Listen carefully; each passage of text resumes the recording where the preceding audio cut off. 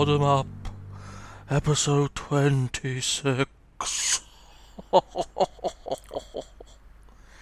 That's spooky Halloween one. It worked. It scared the hell out of me. I know. Oh, I know. Yeah. I know. I should have given you a bit of a heads up that was coming. But yeah, episode 26. Our Halloween spectacular. Spooktacular. As you could tell, clearly. Yes.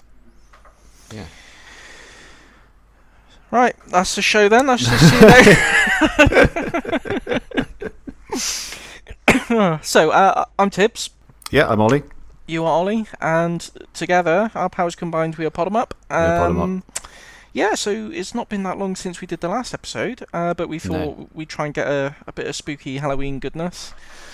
So here we are. What have you been up to since the short time we last spoke? Not a lot, really. I've mostly been playing the book club game, Costume-clad. Mm-hmm. Haven't really played that much else, really. I've been messing around with what you were talking about last time, actually, the PS2 hard drive thing. What's it called? MC Boot? Yeah, MC Boot. Yeah, and Open PlayStation Loader. It's actually the memory card that you made for me quite a while ago. Cool. Yeah, that was ages ago, yeah. It was ages ago. I'm only just now getting around to doing anything at all with it, really. But I've always meant to. So now I've got a little hard drive for it. Oh, brilliant. I've been... it all works and everything. I've been trying to get Klonoa 2 to load. Well, no, it loads, but it's got like these weird sound bugs on it. Yeah. So even though I own the disc, I've been sort of... I just got to be in my bonnet about it for some reason. So I've been trying... Because apparently it seems to only work in certain versions and that kind of thing. So in the end, I've just sort of given up. I'm just sort of playing the game on the disc. So that's the only thing I've really been playing since the last episode. Yeah, I mean the hard drive loading and the network loading and stuff. It's really awesome. That the way it's developed now compared to when it first started, it's fantastic. But it's still some games feel very janky with it. There are lots of sort of little compatibility settings you have to change, and they're not always that clear what they do and whether it will make a difference or not. And it's like 6 different numbers, isn't it? Yeah. And certain games you turn certain numbers on and certain numbers off. It's a bit odd. Yeah. Because I kind of went in. I didn't read up on this very much. I sort of assumed, it just replaces the disk drive, so it'll just act as like that and it'll work fine. But no, there's a few. I think there's only a few games that don't work at all. I think most do, it seems, from what I can see. Yeah, most do. I had trouble with Jack 2. I couldn't get Jack 2 running no matter what I tried, and I don't know whether, like you say, sometimes it's just specific revisions of the game don't play nice, and it could be the hard drive I'm using, it could be any number of things. But I think for the most part, it's a great little thing, especially when you've got a hard drive, fill it with all your games, so you don't have to keep taking them off the shelf and stuff. Well, that's the thing, really great. I mean, it's good because I feel like the disk drives in these consoles are probably going to be the first thing to go if anything goes. So it kind of puts your mind at rest if you've got these things on a hard drive and everything. Yeah. That's why I love there's been lots of sort of optical drive emulator developments recently, and I think that's just fantastic news for preservation, Yeah, the mode one for the Dreamcast and the Saturn is supposed to be very impressive, isn't it? I'm so glad that came out, because I don't want to get too much into drama and stuff, but there has been an optical drive emulator for the Dreamcast for quite a while, but it's so hard to get hold of. There's not like an order form, there's like... You can't sign up for a waiting list. You can't pre-order it. The dude who makes it, he just makes it all on his own. To be fair, I mean, he makes them all handmade. But it's just such a nightmare to get hold of, and they end up being scalped on eBay and stuff. So to be able to just get one, just put your money down, get one, and buy one, get it delivered. Yeah, and the fact that it works in 2 machines as well. And the fact it works in 2 machines is superb. It's really good. Amazing. And they've got a PlayStation 1, Terra Onion. They've got a PS1 drive emulator coming out as well, don't they? So yeah, cool. Yeah, good times. Yeah. So I've been playing a little bit of Klonoa 2. Lovely little game. It's great. Just a very, very good platform, much like the first one. It kind of gave me the idea, perhaps maybe for something like episode 50 or something, we should do another double episode where we each pick like a sequel to a game that we've already covered on the show. Oh, that's a good idea, yeah. Yeah, so Klonoa 2, for example, would be a great example. Yeah, Klonoa 2 and Overblood 2.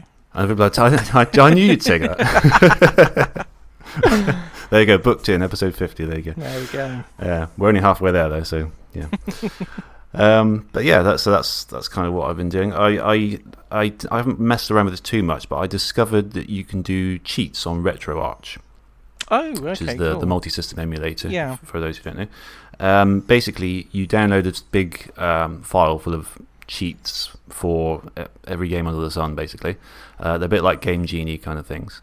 And you load up a game, you find the cheat, and you can select from any number of things in there, all sorts of stuff. But the thing that I was more interested in is like infinite lives and infinite continues. Because, these old games, if I sit down and if I really want to get through them, I just don't have the time to fail repeatedly over and over and over again, Yeah. So up until now, I've been mostly been using save states to help me through, but it ends up getting a bit sort of patchy and a bit kind of choppy, and you kind of get to the end, and if you've abused them like I normally do, you kind of feel like you haven't really played the game properly anyway.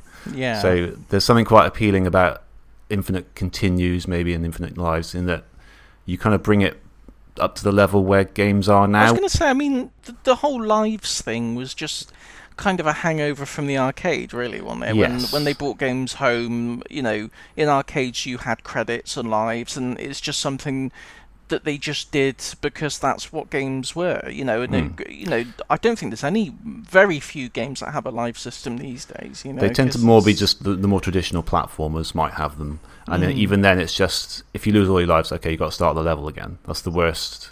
Yeah, you're pretty much never told, okay, you got to start the whole game again. Start all from the Can beginning. you imagine? I mean, I have seen one example. It's about maybe 10 years or so ago.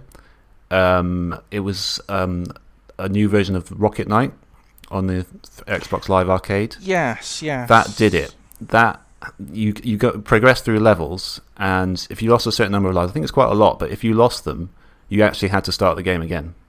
It was like a modern, it wasn't like a remaster of the original. It was a whole new game. It was a whole new game, wasn't it? 2.5D graphics and everything. And it happened to me, and I'm like, what? Seriously? You're actually making me start the game again? And I put it down and never touched it again. I don't think I ever played it. I might have played the demo. Because it was an Xbox Live Arcade thing, wasn't there? I might have played like a demo version of it, but I don't think I ever played. Yeah, I ended up buying it because I did like it. Yeah. And I want to talk about Xbox Live Arcade later, actually, because it's relevant for our book club, actually. But yeah, I couldn't believe it. Yeah, so that's crazy. But anyway, to bring these old games up to those kind of standards where you don't have to worry about the lives and continues, because there's always that stress of, oh, my lives are going down, and if I don't do this, I'm going to have to start the whole thing again. Or use save states. But this way I can actually do the challenges as they're kind of meant to, and not worry about those sorts of things, and just kind of keep trying, and then do it. But then so it'd be good for any future book club picks where we've got some of the older consoles and things. Yeah. If I want to actually get through, sometimes I'll play it and I'll see how far I can get, and that's fine. I don't mind that, but just a little play around. But yeah, to do it properly, seems like a good way of doing it. Yeah, definitely. Yeah, so that's all I've got to say, really. Unfortunately, so what have you been up to? Not a great deal, to be honest, mate. It's been another one of those. It's been a 2020 kind of, week, month. It's just been crazy. Yeah. Crazy madness. But I posted on Twitter about it today. I've been messing about with DreamPie. Oh yeah. It's really good. It's DreamPie. It's a way of getting your Dreamcast back online, right? Yeah. You basically with a Raspberry Pi. Yeah, you use a Raspberry Pi. You put the software on it. You hook up your Dreamcast modem to a modem adapter on the Raspberry Pi, and then wires everywhere. You plug it all in. You connect up, and it's fairly seamless. You put in your games, and it connects up. Logged on. Connected up to play a bit of Choo Choo Rocket. No one was online, but it worked. It connected up. Yeah, that's brilliant. Yeah, it's really good. Looks like there's if you use the Dream Key browser, it takes you to like like a fan-made. It looks like a fan-made website. It looks like they must have done some DNS gubbins inside the Raspberry Pi software to redirect it to, a current page that's working. But there's all like VMU downloads on there, so you can get all the Sonic Adventure DLCs, all that kind of stuff. It's just really good. It's a really nice bit of software, and it's just really nice. Again, we harp on about the preservation thing, but it's just really nice to have that kind of, that experience preserved, so you can go back to it and you can play these Dreamcast games online again. And they've even got on the website, you can download the server software and set up your own servers and things. So it's just fantastic. It's just a really good project. I mean, you can get the whole kit set up because you can use a Raspberry Pi Zero, which is like the standard one's £5. If you want the Raspberry Pi Zero wireless, I think that's only like £10 or £11. You need a 56k modem adapter, which is about £8. You need the little cable adapter to connect it all together, and I think I got that on eBay for about £5 or £6. So for the sort of around £20 all in, 20 quid, yeah. You've got your Dreamcast back online, and it's That's it's great, just really great. I have been hearing things about it. I listen to a Dreamcast podcast, the Dreamcast Junkyard podcast, and they talk about these kind of things all the time, and these little things that people are developing on the Dreamcast, which is there's a real bustling community behind the consoles. Always it's fascinating has been, to see. Yeah, it's just people love it so much, don't they? Yeah. And it's just I think they had an interview with the guy who made it, and it sounds fascinating. It is. It's just a really, I don't know. It's just a really nice project. The fact that people have put the time and effort into developing these things just to keep this old console experience alive. It's just, I love it. I hope that, I worry that current gen consoles, partly because of their complexity now, it's not going to be as easy for someone to develop, that kind of thing to keep them going in decades to come. But yeah, I worry that they're not going to have that kind of support when the companies abandon them. Is it going to be possible for this sort of thing to happen? But saying that, I mean, there's that project to bring the original Xbox back, isn't it? The what's it called? The replacement for Xbox Live that someone's made. The original Xbox Live. I haven't actually seen this. I don't know. Oh, it's really good. Xbox Live replacement. Insignia is called. Okay. And it's basically the original Xbox. It's going to replace Xbox Live, so you'll be able to get back online, play all your original Xbox games online with other people. That's really cool. And it's sort of a transparent replacement for Xbox Live. So, it's really cool. I love projects like that. Yeah. Yeah. Oh, that's fascinating. Yeah. Brilliant. Okay. Yeah, so I mean, that's taken up the majority of my time, to be honest. And I did play a bit of the book club game, not as much as I would like due to, real life issues. Once again, casting obstacles in front of me. Sure. But yeah, I mean, it's good project. Download it, get a Raspberry Pi. Yeah, I think everyone's got a Raspberry Pi kicking around somewhere, haven't they? Buy another. I mean, they're a £5. You could. There's a Zero. Yeah. Decorate the wall with them. Yeah, why not? It's nuts, isn't it? A computer that's that tiny can do that, isn't it? I know, it's crazy. It's one of these things that's just gonna make us sound really old, and back in my day. But I think the first computer I got, had the first, Windows PC. I got a Windows 98 PC because we had an Amiga and stuff before that. But the Windows 98 PC had a 4 gig hard drive, 233 megahertz processor. It wasn't even a Pentium; it was a Cyrix processor, which was a cheaper third-party equivalent. That cost my parents a fortune. I was like, £400 or £500. A Raspberry Pi, they gave it away on the front of a magazine. I know. A computer on the front of a magazine. I know. It's mental. Kids don't know, They don't know they're born. They don't know they're born. No, they really don't. We sound like those people who used to say, in my day, the computer was as big as a room. I know. That's the next step back, isn't it? Yeah. It literally is that. Yeah. Oh God! But I do think that I still find it hard to get out of that mentality sometimes when I see like a lot of these handheld emulator systems that you get on AliExpress, and there's loads of versions of them. Yeah. Some of them can, they can run not at full speed, but at a playable rate. Some of them can run like Dreamcast games. Mm.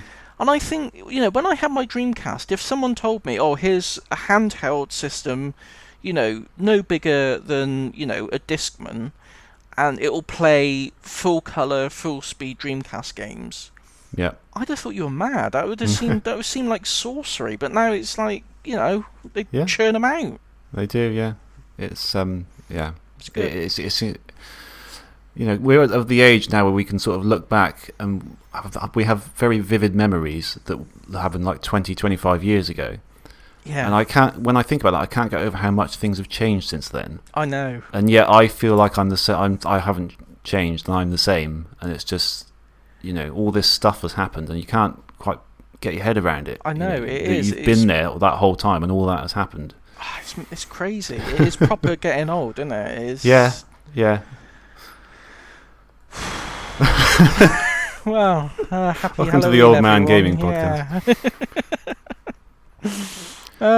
Cool. Should we crack on? Yeah, let's crack on. It's going to be we said there's going to be a bit of a shorter show, so it's not much has happened since we last did a show. So no, it was me really. I wanted to get this out for Halloween because it's a Halloween game. Kind of makes sense, So a little one, but not just yet, because I have an incoming indie for you. Oh, let's hear it. Yeah. Well, by the way, for incoming indies, you might have noticed they've been missing the last couple of episodes. They're not gone forever. Don't worry, I've got one. But I think it'll be something that we don't necessarily do every episode. We'll just do it whenever either of us have one. Yeah. Just so you know. So because there are times, I've got to say, I look on Kickstarter and Indiegogo and stuff, look in the game section. Sometimes it's just not anything there that really takes my fancy. That's right, yeah. I mean, there's games... It's just like, okay. It's amazing how many games there are being made that you're not actually interested in. Yeah. They don't float your boat at all. But they float lots of other people's boats. It's amazing how varied and the games industry is, really, isn't it? Yeah, if you need your boat floating, the game industry's got you covered one way or another. Yeah, well, hopefully this will cover you. This is a game called Crumble by Brute Force Games. Crumble? Yeah, it's a physics-based 3D platformer. It's coming out on Steam on the 4th of December, so not too far away. There's a little demo out now that I've played. It's kind of, you're a little blue blob with a face. He sort of rolls down hills very quickly. I am, but tell me more about the game.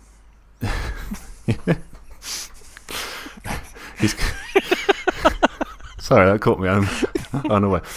He's got a little sort of tentacle thing that comes out of him that you can grab onto things and swing around Spider-Man like, and sort of jumping around. It's all physics-based and everything. You move quite quickly, and it's quite satisfying to play, really. So there's like four levels in the demo. They're all a bit varied. All these, in one of them, at the end of the level, everything is sort of literally crumbling, hence the name, around you. So you've got to quickly jump from these sort of blocks that are falling, and it's hard to describe it because it sounds quite generic in a way, but when you play it does feel really satisfying.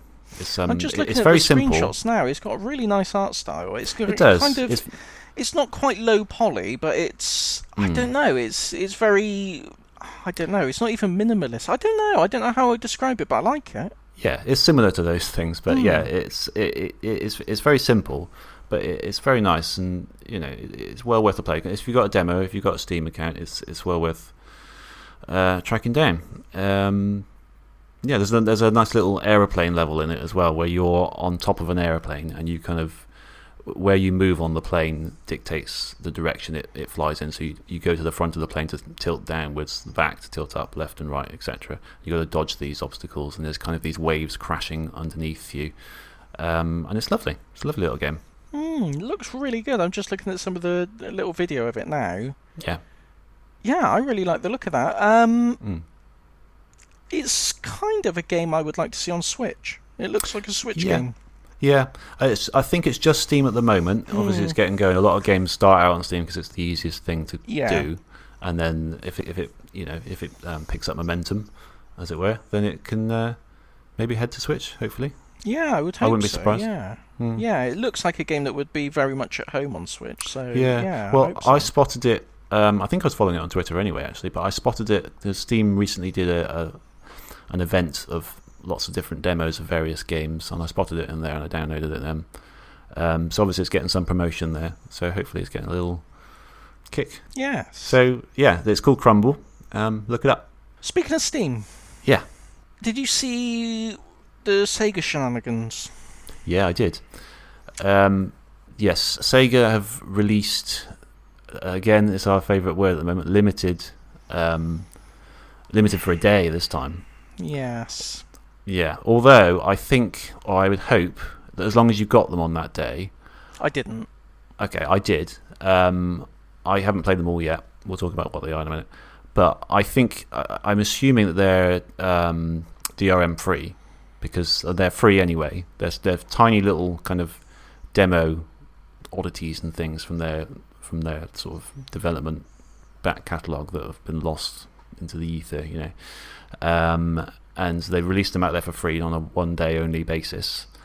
I kind of see why, because they're kind of prototypes and they don't want them to be seen as full games. I guess if they were always on there, then people might assume that.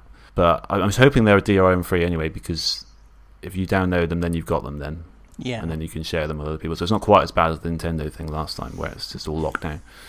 But anyway, it's the thing that caught my eye is a prototype, a 3D, a 2.5D prototype of Golden Axe. Yes. That was being developed. I played that. That's quite a good little game. That's what I've heard. Yeah, that's what I've heard. Obviously, I didn't. I missed out. I missed out on it. I expected better from Sega. To be honest, I didn't want them to do this. I'll get on the whole limited bandwagon. I kind of get it, but I mean, you know, they could just. No, I don't get it. No, I don't get it. Longer than a day, surely. Anyway. Longer than a day. I mean, a day is a bit... I mean, what if you're not around that day? I mean, it's just stupid, exactly. Isn't it? What if you're on holiday or something? No, I'm against it. Yeah. No, that's it. Did you see on Twitter the developer of it? Yes, they were taken by surprise completely, weren't they? Yeah, the whole story through several different tweets of it, which is quite an interesting read. He only had 2 weeks to do it, and he was dealing with these middle management arseholes, basically, who just looked at it and said, "Oh no, we want, you know, God of War or something, you know," and that kind of thing. It's all in there. I can't recall exactly what happened. And then they keep changing the requirements and stuff. Yeah. And, like they'd be working on something, they'd say, "Oh no, actually, I want you to do this now," and they'd be like, "Oh, well, Yeah. all right." Okay. I can tell. Being in a similar role myself in my day-to-day job, I not, although not anywhere near quite as bad as that, but I definitely see that happening quite a lot, and it is, you know, these people who have the power to do this but don't actually do anything other than just tell people what to do. It's just, I think we all deal with that. I was going to say jobs. different industries, but absolutely, lots of parallels there. Yeah, definitely. Yes. And then he took offence to the fact that in their description of the game, Sega called it, it said something like, yes, it's buggy, and yes, it's something else, and he I need to call them parasites for that comment, I think. Yes. Which they did then take back, actually. They said they did apologise for it. They did apologise for that, but it did open up a bit of a discussion about crunch periods in the gaming industry again, didn't it? So yeah, which is I mean, I feel for that kind of thing, because it is just awful, and these developers have got no choice to do it, really, have they? So no. It is. I think it's not just the games industry; it's also other similar. I think industries as well, a lot of creative industries are like that, where you've got deadlines to meet, and it's such a shame when you've got the people who are actually making the thing under the worst pressure to do it, and it's soul destroying, isn't it? It is, especially in an industry where it's meant to be about creativity and about expressing an idea and getting a passion project going and things like that. When the business side of things encroaches on that, I think it must be really difficult to handle, really, when you're in the thick of that kind of thing. Oh, it's awful, yeah. You know, but on the one hand, I like the fact that they've officially released these little snippets of things that we usually wouldn't see. Oh yeah. But on the other hand, this limited stuff. I mean, Nintendo have done it again, haven't they? They're releasing Fire Emblem, the original Fire Emblem game, that first English translation official. That's another limited digital release. For God's sake. Well, And the physical release... Where did they get this idea from? This is clearly some genius idea that some executives had recently. Let's just plaster it on everything. Oh, it gets better. It gets better. The physical release doesn't include a cartridge. Oh, for God's sake. I mean, I cannot stand that. I mean, what is the point of getting a box with a little leaflet in there saying where you can download it? I mean, it's just a slap in the face, isn't it? Did we mention that last time with Mario Kart Live? The fact that doesn't have the Mario Kart Live circuit. I saw you tweet about it. Yeah, it doesn't have a cartridge. Oh, it's just madness. Oh, God. Yeah. Guess my goat. You're angering the wrong people here, Nintendo. Cut it out. Yes. We're powerful here. Don't mess with us. You've made a powerless enemy this day. Indeed. Yes. I think the going back to Golden Axe, I think the developers did a playthrough on, I think it's Digital Foundry. I haven't watched it yet, but I think that would be an interesting thing to watch. Yeah. They play through the game and have a little chat about it. So yeah. I mean, for 2 weeks' work, it's phenomenal. It's really good. There's loads of really nice character animations in there.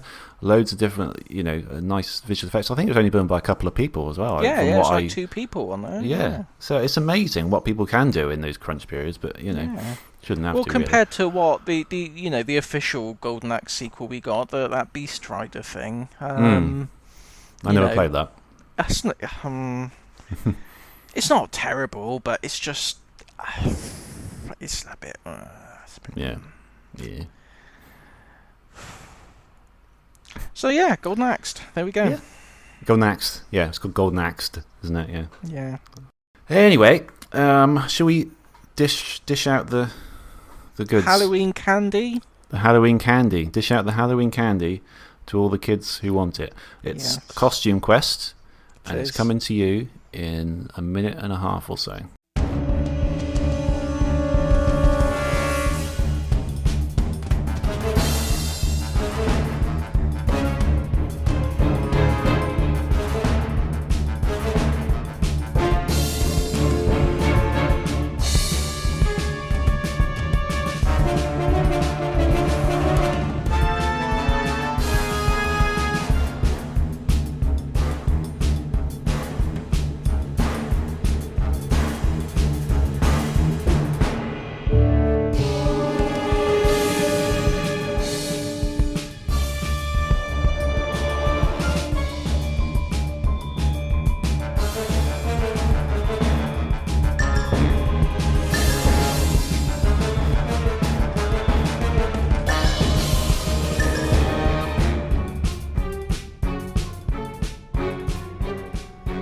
Welcome back. This month we're talking Costume Quest, which was developed by Double Fine, initially published by THQ, and released in October 2010 on Xbox Live Arcade on the 360, PSN on PS3, and then following years saw releases on Steam for Windows, Mac OS X and Linux, iOS and Android. So yeah, it's a nice little Halloween game set on Halloween night. You play as children going around trick-or-treating, and it becomes a little turn-based RPG. Yeah. Yeah, it's very cheap at the moment. Obviously, given it's Halloween, you can get it for £1.74 on Steam right now. That's cheap. Normal price is $6.99. Yeah. That's good. Yeah. So yeah, I played this at the time and really liked it. I think other games came out and sort of distracted me, so I never finished it. I think I got about halfway through. And it was at the time Xbox Live Arcade was a really big deal for me because it was the only source I had for like these little smaller games that I was finding I was much more into than most of the big AAA games. Yeah. And I think it's probably my all-time favorite online store for stuff because it covered quite a lot of bases. It covered like nice little sort of more indie-ish games like this. Had a lot of retro stuff. And the best thing about it, and something that none of the others do, I don't think, a demo for every single game on there, which is absolutely brilliant. I thought I bought so many games, including this, off the back of enjoying the demo. Yeah, and I just don't get why demos aren't that popular at the moment. I don't get why they scrapped Xbox Live Arcade. Yeah, you know, it's all just a single online store now, is it, on Xbox One? I think it is. I mean, it's certainly not like some games have demos, but it's not. It's definitely not like it was. I mean, No. Xbox Live Arcade was its own thing, really. Yeah, It was it separate was. because you had like digital games that you could buy, but Xbox Live Arcade was like its own little separate. It was just for the smaller games, Yeah, wasn't it? Yeah. because I think originally there was like a file size limit as well. The games had to be under like I don't know, we'll say It's a about, gigabyte or something. I don't know. It's less than that. I think it's about 100 meg or something. Well, Even it was less, originally, maybe. wasn't it? Yeah, and then Well, at the later very on they beginning. scrapped it. Yeah, but at the beginning it was meant to be, it was meant to be these mini little games, that you could just, get involved with. But yeah, they were great. I downloaded loads of them, and it was very good. Yeah. Mm. Yeah. It's a shame. It's a really good concept. I wish, well, I mean, there's a lot I would change about the Xbox, to be honest, but the Xbox One. But that would be definitely high on the list. It's something they should bring back. Yeah, excellent. There's also a little DLC package called Grubbins on Ice that came out on the following December 2010. And the sequel, Costume Quest 2, came out in 2014. So yeah, it's a little turn-based RPG basically, but it's sort of a micro one compared to most turn-based RPGs, which I found very refreshing. Yeah. It's very. It's not an in-depth RPG, is it? No, it's only. I mean, How Long to Beat puts it down at 5.5 hours, I think. Yeah. I think I've taken a little bit longer than that, but certainly under 10, and I've completed it. And yeah, it's very refreshing because most RPGs. I mean, I don't know any others that even come anywhere near that short length. There probably are a few out there, but they're very kind of imposing things to start because you're going to be in it for a long haul. And lots of grinding and everything. And this is just... I think it's perfect for someone who doesn't play a lot of those kind of things because it's a very, very simple battle system, which we'll go into in a minute. Maybe even too simple, but I don't know. We'll talk about that. Yeah. So, did you play this at the time, did you say? Yeah. I played a bit of it at the time. I played it properly years later. Okay. But same as you. I think, like you say, I think we'll get to it when we talk about maybe how the simplicity or lack of depth maybe of the combat and everything in there. Yeah. But other things took my attention away from it, and I never really got round to finishing it. I got a fair way through the game. I mean, looking at a little walkthrough guide, I would say I was about 3/4 of the way through, I think. Yeah. There's only 3 main areas that you start off in kind of a suburban place, a suburban kind of neighborhood, which is all the traditional trick-or-treat and stuff, and then you go to a mall, and then look a little village with a fairground there, and that's that's your 3 main, and you spend maybe an hour and a half, 2 hours on each, So so you play as one of 2 twins called Reynold and Ren on Halloween night. You get to pick which one. Did you choose the boy or the girl? I chose the boy. Yeah, I always choose the boy because I'm a boy. I don't know if you ever choose a girl if you get the choice. Yeah, I do sometimes, but there's not really much. I don't really put much thought into it. I just pick whichever design looks most appealing. Yeah, I suppose so. Yeah. And whoever you don't, basically you choose. I quite like the little mechanic because there's a little cutscene with the mum. And she says, okay, I'm going to put one of you in charge. Who is it? And then the camera view switches to her perspective and you see her finger and you can move the finger depending on which one you want to control. Yeah. I thought that was a nice little touch. Yeah, it's nice. And so that's how you pick your character. And then with the objective of you're going out trick-or-treating and you have to drag the other one along with you. Very quickly, the one you don't pick is kidnapped by a monster. As happens on Halloween. They go around knocking on a couple of doors for some sweets. One gives you candy, another one there's a big old monster there. He mistakes the brother or the sister for a big piece of candy because I think their costume resembles some candy, and he runs off with her. Furious. Yeah. So and then that's the objective, to get back your brother sibling, or sister. Yeah, to your sibling and find out what on earth is going on. What on earth is going on in this town? Well, it seems like there's monsters invading the whole neighborhood.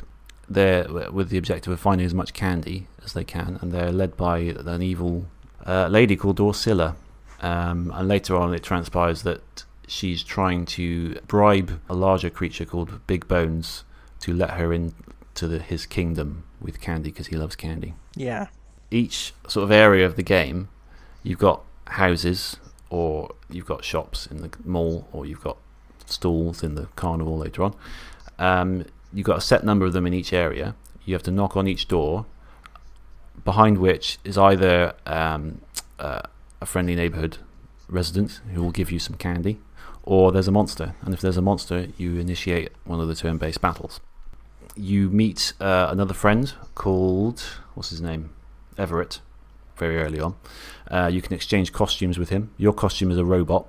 His costume is a knight. I think. Yeah.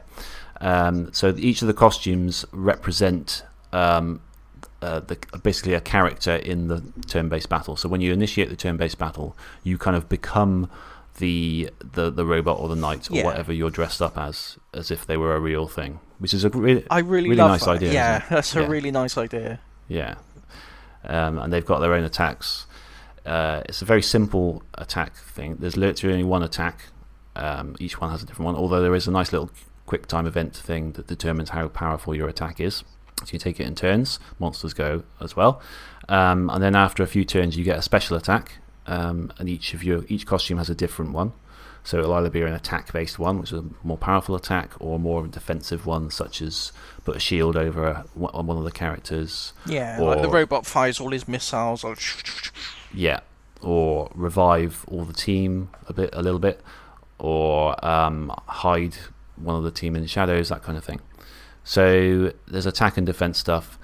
There are battle stamps that you can pick up from a character called Sadie in the main area, and you can give one battle stamp to each character, and that will give them a special a special thing, such as increasing attack power or giving like splash damage to your attacks. They're called buffs, I believe, in the RPG world. They're called what, sir? Buffs. Buffs, are they? Yeah. Oh, right, okay. I was not familiar with that terminology, but buffs, okay. You buff your character. Buff your character up. Yeah, you buff him up. Buff him up. Well, you get debuffs, which get rid of the buffs. Oh, okay. See, I'm a bit of a pro with a bit of the old lingo there. Letting you in nice. in the club there. But yeah. So there's things like that. You get some quite cool ones later on, and that's kind of all there is to the battle system. And it is quite it's quite fun at first because it's quite well animated, it's quite responsive. You have fun with it to begin with. I think it kind of stays the same from most of the game like that. Yeah. It's only really the bosses, and particularly the final bosses, where you actually have to strategize quite a bit. So it all comes down to which of those costumes you pick. You need to balance, an attack-based one with a defense-based one, referring to their special moves, and which of the stamps that you give them. And you get better ones as you go on in the game. And you really need those to beat the final bosses.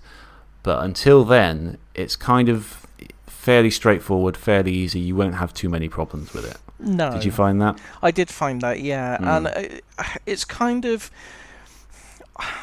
I'm not expecting anything like Final Fantasy from it. No. Because it is obviously just a small, fun, little game. They had a fun idea, and they just wanted to have this fun little quest that you go on. It wasn't meant to be, a hugely complex, RPG. Yeah. But there wasn't quite enough there to really get your teeth into, I don't think. So sometimes, particularly when you're knocking on the doors and I know it's all random, but I tended to find more goblins than sweets, and sometimes it would get to the point where it's like, it's another one. Not because it wasn't fun, but because it wasn't.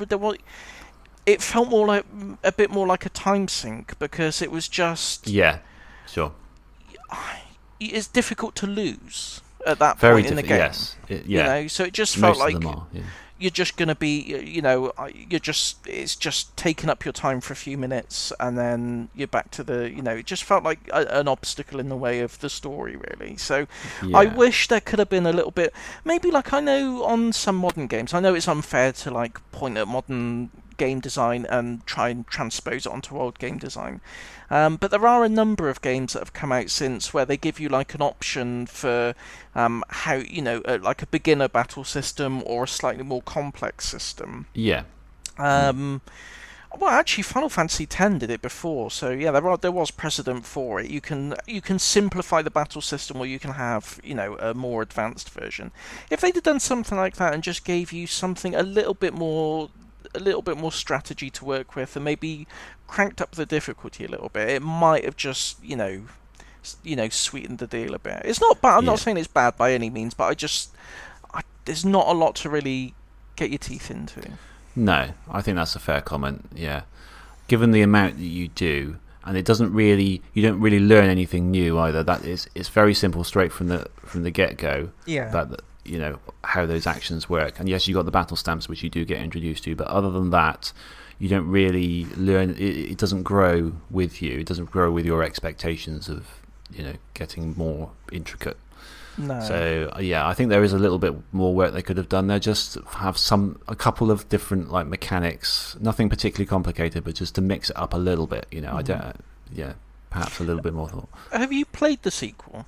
I haven't actually. No. No. It is supposed to be a little bit more fleshed out, the battle system. I was going to say it'd be interesting to see, if they developed it in that regard in the sequel. So I might check that out. Yes, I think it might be worth it, because I have heard that it is a little bit more fleshed out, and I think that would be a wise move. Yeah. I spent a long time wandering around the neighbourhood trying to track down the last house, because they're not laid out in a very sort of obvious way. There's lots of little different sort of curved roads and bits offshoots and stuff like that. And I was convinced that it was bugged, because in the list it said I had one more house to go, and I couldn't find it. I spent probably half an hour, 45 minutes looking for this house. Yeah. And it was tucked away somewhere, and it was like, oh yeah, there it is. But yeah, that was just one little point. But I did like the idea of just literally knocking on houses to find, to either trigger battles or get the candy, and you get a little drum roll before the door opens. Yeah, you do. Yeah, which is a really nice touch, I thought. Yeah. But I mean, the charm goes a long way in this game, I think. Oh yeah, 100%. I think it makes up for anything that the battle system lacks, because Definitely. There's some great writing there. A lot of it was written by Tim Schafer, who sort of I think he sort of owns Double Fine, doesn't he? Yeah. That's sort of the Monkey Island guy. One of the Monkey Island guys, and he's obviously got a good wit if he wrote some of those lines. And he's, they're good, they're well written dialogue. It's quite often quite funny.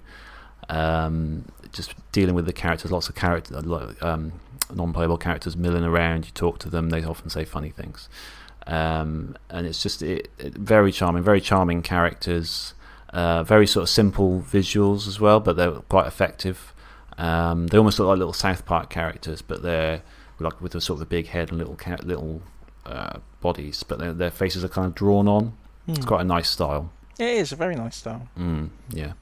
I always like Double Fine have I really like the style of their games in general, to be honest. They've really nailed the look of their games, I think. Yeah, very good. Yeah, it's and the humour comes through in quite a lot of the Double Fine games, isn't it? What else we got there? We got Psychonauts. Psychonauts, yeah. Grim Fandango. Going back to Xbox Live Arcade, Battle Block Theatre is a good little platform. I can recommend. Yeah, Battle Block. Yeah. So, what was the double Broken Age? It was originally Double Fine Adventure, the one they kickstarted or crowdfunded. Yeah. Yes, I know the one. Yeah, I started playing that. We never played all the way through it, but that seems to be a pattern with Double Fine games. I complete them in bits, but I did start Psychonauts and did enjoy it, but for some reason that sort of trailed off. Yeah. But yeah, they're a good developer, and this is their bread and butter really. They make sort of a lot of very charming games with good characters and great dialogue. And this is no exception, definitely. Yeah. It's a fun idea. Like you say, the charm is the main attraction of the whole thing. The key draw of it is the costumes. The fact that your character's got this little boxy painted costume of a robot, and then when you go into the battle, it's this proper sort of Voltron Gundam style mech, and I love that. It's just a lovely idea. It's a lovely idea, and it's enough to carry the game. I think it's just a really charming, well written, funny game. It's not there's not a lot you can really sort of break it down and analyse, but No. it's just a small, fun little thing. And for a couple of quid, I mean, you'd be daft not to buy it, I think. Oh yeah, at the moment, yeah. I mean, it sort of evokes childhood. I think I was reading the background sort of notes on it, and it was based on sort of childhood nostalgia for Halloween and kind of dressing up. And in the credits, I hope it's not really a spoiler, but you get like little pictures of the developers when they were kids dressed up in Halloween costumes. Oh, that's awesome. And it kind of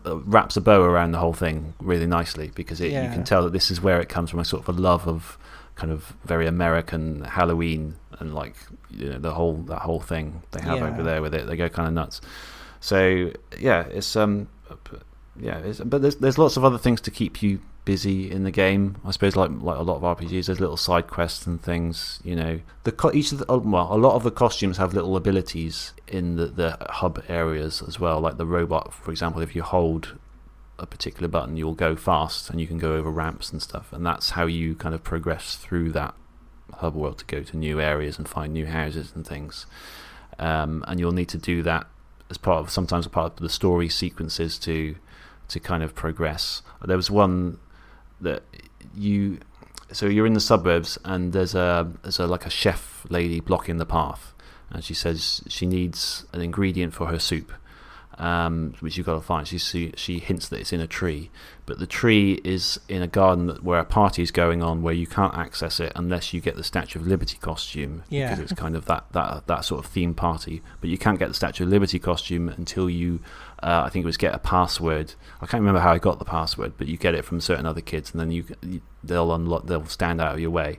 And it was just that nice little sequence of events to kind of fetch quests and keeps you busy, but it kind of fleshes out that it's not just going around knocking on doors. You know, it is the stuff to do in there, and there's like little parts of the story.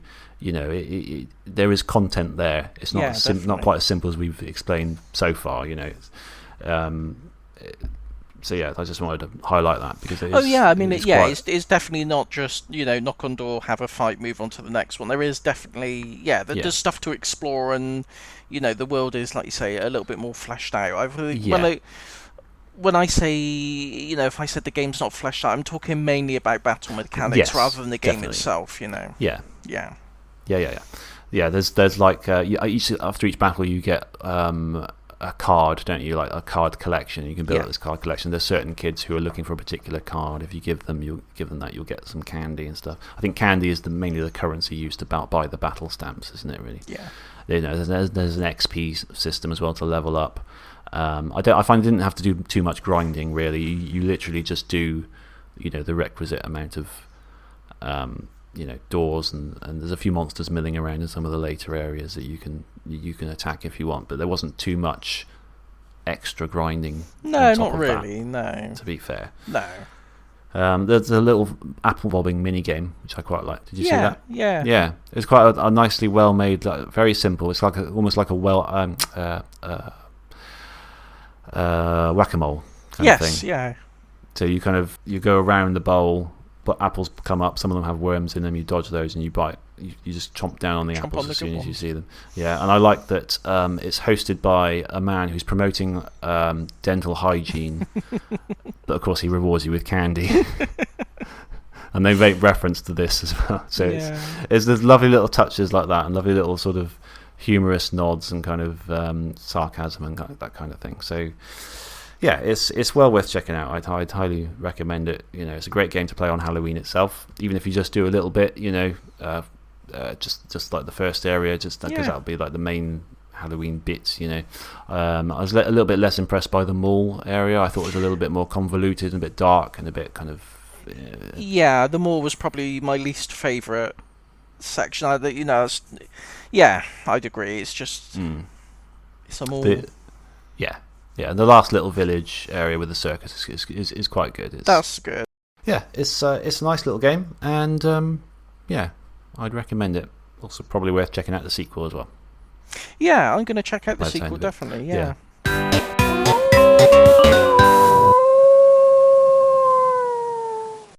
Right. I think that's about does it for that. It feels very soon to wrap up the episode, but it does, doesn't it? I mean, that's the way the cookie crumbles sometimes. It does, yeah. Yeah. Yeah, I'm all flustered now, like a like a Halloween bat. A Halloween bat. Yeah, Mm. imagine that. I suppose it's my pick now, isn't it? It is, yeah. Actually, before, I carved a pumpkin today. I just want to put that out there before we leave Halloween. Yeah, I had a great time. I had a really good time. We got a couple of pumpkins. Went to this place where you like pick them. They're in a field. I don't know why we didn't just go to the supermarket, to be honest. But we just went. I thought it'd be a nice day, a nice little morning out. You know. Yeah. Picked some nice pumpkins. Carved them today. I've done a beautiful job on them. I had a great time. Oh, brilliant! Have you put pictures online? I've not been online much today, so I haven't. No. But I might do. Yeah, do it. The wife went down Co-op, got this cheap pumpkin cutting kit for £1. I was very impressed by it. A pumpkin cutting kit. It's got a little knife. It's got a little spade-like thing to get at the innards out.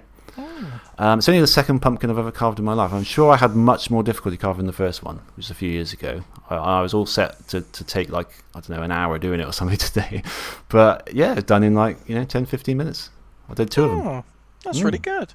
I carved a pumpkin. I say carved. I mean, cut a couple of triangle eyes and a funny-looking gob. That was many a moon ago when I was but a young man.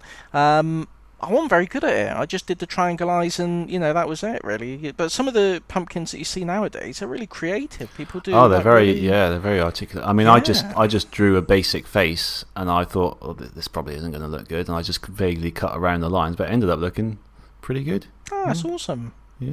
I just wanted to throw that out there before we leave that Halloween thing, because I was quite pleased with myself. That's a very, very festive, seasonal thing to do. It is. I don't know if trick or treating is outlawed this year. Probably is, isn't it? Probably is. I reckon. Yeah. I reckon everyone will be. But I mean, I don't know. I mean, maybe not. Everyone will be wearing a mask. That's true. Yeah. Presumably. Yeah. So we're already covered. Yeah. Everyone's covered. Particularly if you're coming dressed as a surgeon. I was going to say it's all going to be surgeons, dentists. Yeah. That's right. Yeah. But yeah. Oh, that's good. Halloween, spooky time for all. Indeed. But we've got a new game to pick for next month. So what are we going to go in for? Following the theme of the year, Crisis. Yeah. We're going to be playing Incredible Crisis for the PlayStation. Are we? Yes. What's that? Oh, you don't know about Incredible Crisis? I don't think I know this one. No. Oh, you're in for a joy. It's a gentleman. It's a family who endure all kinds of crazy crises during their day. I don't want to spoil it. I don't want to tell you anything more about it. It's nuts, and I think hopefully you'll get a kick out of it. So yeah, Incredible Crisis is what we're playing, and that is the game on our fingertips. Brilliant. Sounds interesting. Yes. Incredible Crisis. I will check it out. Good. You can check it out with us as well. Yeah, Go and get it in whatever way you see fit, and give it a play, and let us know what you think about it. You can tweet us at podemup. You can email us podemup@gmail.com, or you can find our website podemup.live now. And yeah, I think that about wraps up our little Halloween special. It does. It feels awkward doing it feels too short. It does a little bit. It don't feel then again, right. I am quite tired, so I would enjoy the opportunity to go to bed. Oh, that's true. We're recording this on the day the clocks change, aren't we? Oh yeah. Was that last night? Or was it tonight? That was last night. Oh, it was last night. Okay. Yeah. Well, I presume you knew that because you arranged to meet at 9:30. So the fact that you didn't rock up at 8. No, but I mean, all the clocks change automatically these days, don't they? Well, that's true. Yeah, you probably wouldn't even be aware of it. Yeah. No, it's all automatronic. Yeah. So it's happened. Yes. Oh, and I felt off all day. It's been really, really weird. I don't know why we do it. Why do we do it? No, it is a bit odd because we woke up like an hour later than we would normally do anyway. Or I say that our daughter Alice woke up an hour later, therefore we woke up an hour later. And so, in theory, the day should have been progressing exactly as normal. But all day, your body obviously knows what time it is without looking at any clock, because I just felt really weird all day. Felt like it's, an hour off. It is strange. I don't know. Like, supposedly, in it because of farmers. I don't want Something to do with that. I don't want to it? alienate any farmers that are listening. No. But like, why don't if the farmers want the clocks to check up an hour earlier? I don't understand why everyone else has Isn't to it do so it. I'm that not a it's farmer. Because I think in the summer, if you left it like normal, like it is now GMT, I think it would be daylight at like 3 a.m. or something, wouldn't it? Would it? I think so. 3 At the height of summer, it gets daylight. The sun comes up at 4, so it would come up at 3, which is just nuts, really, isn't it? 4 is just about tolerable, but 3 is a bit weird. Yeah. You'd be waking up at 3. Yeah. Maybe that's why. I don't know. I don't know. It's above my pay grade. I'm going to be honest with It's you. above your pay grade. I really just don't, slightly, yeah. I don't get a say in these sorry, are things. you not responsible for like this sort of thing in the country? I thought that was your job, wasn't it? Nah. I mean, managing time zones. I like to pretend it is, but they took that off of me a long time ago. I've got to be honest. It's just in the back room now. Yeah. I'm serving merely an advisory role these days. Yeah. Cool. Okay. Right. Well, we'll leave that as it is. Yeah. And we shall see you all again on our next show, a normal length show. Probably, Kit Kat chunky of a show, and eat some chocolate at Halloween. Yep. Yeah. But be safe. Have a good one. Wear a mask. You be safe. Yeah. Wear a hygienic mask. Yeah. Bye-bye. Bye. You know me, the fighting freak Knuckles, and we're at Pumpkin Hill. You ready? I ain't gon' let it get to me. I'm just gon' creep down in Pumpkin Hill. I got to find my lost piece. I know that it's here. I can sense it in my feet. The great emerald's power allows me to feel. I can't see a thing, but it's around somewhere. I'm gonna hold my head, cause I have no fear. This probably seems crazy, a graveyard theory. Our ghosts try to approach me and got leery. Ask him a question and he vanished in a second. I'm walking through valleys, crying pumpkins in the alley. Didn't seem happy, but they sure tried to get me. Had to back them up with a fist metal crackle. I'm hearing someone saying, you a chicken, don't be scared. It had to be the wind, cause nobody wasn't there. I searched and I searched as I climbed up the wall. And then I started to fly, I went in deeper. Let it get to me, I'm just gon' creep down Pumpkin Hill, I got to find my lost piece. I know that it's here, I sense it in my feet. The great emerald's power allows me to feel.